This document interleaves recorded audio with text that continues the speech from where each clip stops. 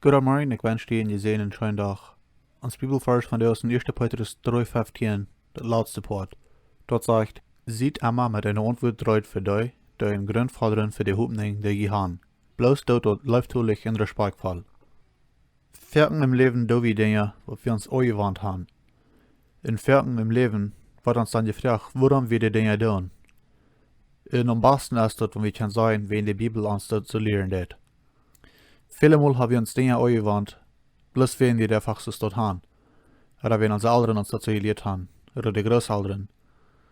Nu versteht euch, das ist fein, wenn wir Richtlinien in unserem Leben haben, aber sehr wichtig ist, dass wir Apostelgeschichte 4, Vers 12 in Betracht nehmen dürfen.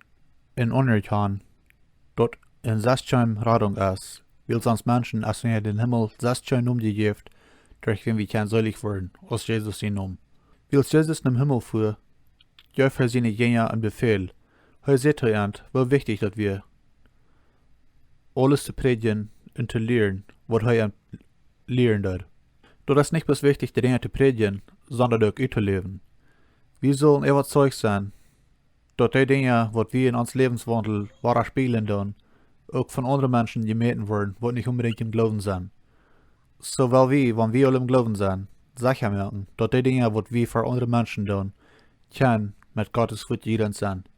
Gottes Segen und wieder einen gesehenen, schönen Tag.